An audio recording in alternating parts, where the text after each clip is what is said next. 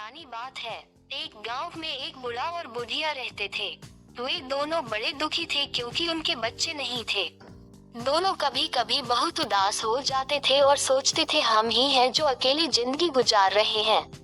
एक बार बूढ़े से बुढ़िया से कहा, मुझे अकेले रहना अच्छा नहीं लगता है, क्यों न हम एक बकरी को घर ले आए। उसी दिन दोनों हाट में गए और एक बकरी खरीद कर घर ले आए। चार कौड़ी में वह बकरी खरीद कर आए थे, इसीलिए वे बकरी को चार कौड़ी नाम से पुकारते थे। बुढ़िया माई बहुत खुश थी बकरी के साथ। उसे अपने हाथों से खिलाती पिलाती, जहाँ भी जाती चरकौरी को साथ ले जाती। पर थोड़े ही दिन में बकरी बहुत ही मनमानी करने लगी। किसी के भी घर में घुस जाती थी और जो भी मिलता खाने लगती। आसपास रहने वाले बहुत तंग हो गए और घर आकर बकरी के बारे में बोलने लगे। बूढ़े बाबा को बहुत गुस्सा आने लगा। बूढ़ी माई को कहने लगे, इस बकरी को जंगल में छोड़कर आए। बुढ़िया ने कहा, ये क्या कह रहे हो? ऐसा करते हैं, राउत के साथ उसे जंगल में चरने के लिए भेज देते हैं।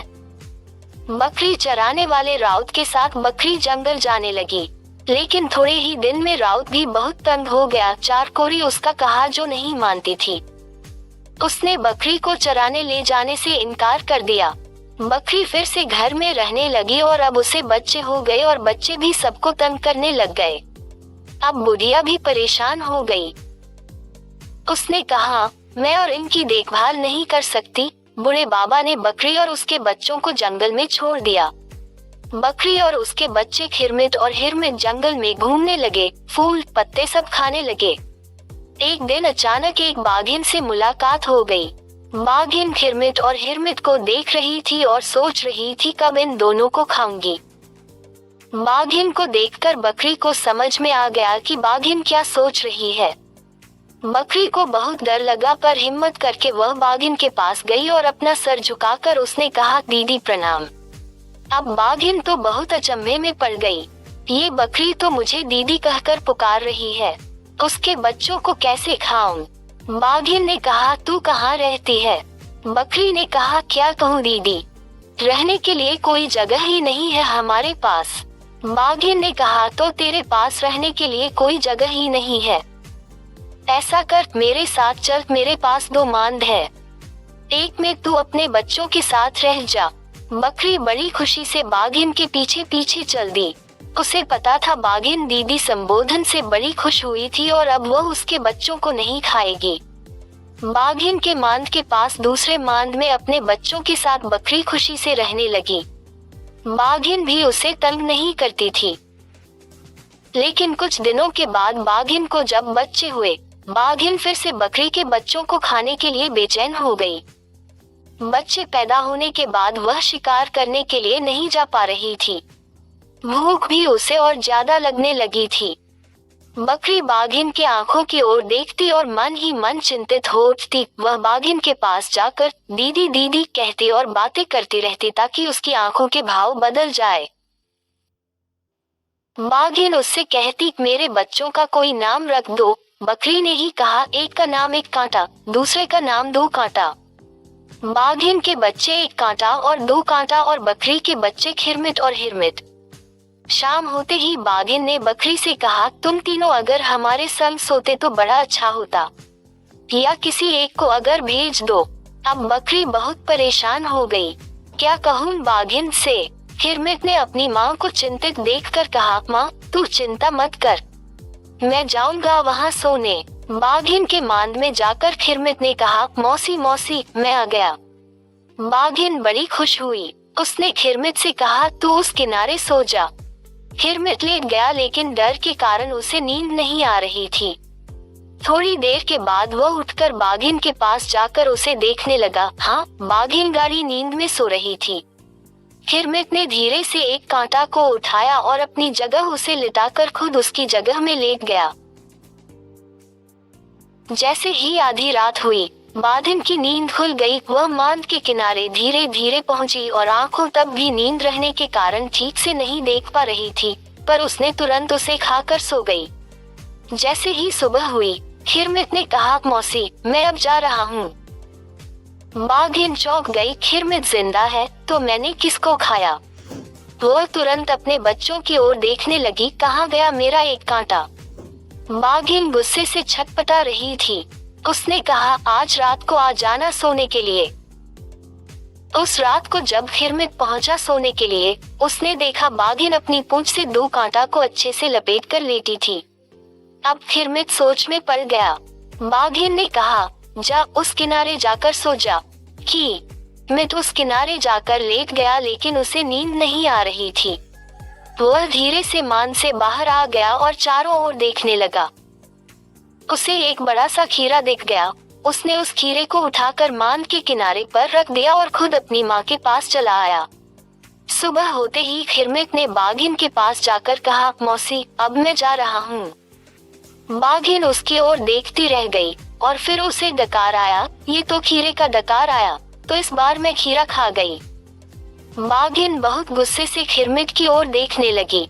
खिरमिट धीरे धीरे मान से बाहर निकल आया और फिर तेजी से अपनी माँ के पास पहुँचा। दाई दाई, अब बाघिन हमें नहीं छोड़ेगी, चलो जल्दी चलो, यहाँ से निकल पड़ते हैं। बकरी खिरमिट और हिरमिट को लेकर भागने लगी। भागते भागते बहुत दूर पहुँच गई। बकरी खिरमिट और हिरमिट को देखती और बहुत दुखी होती। ये नन्हे बच्चे कितने थक गए हैं।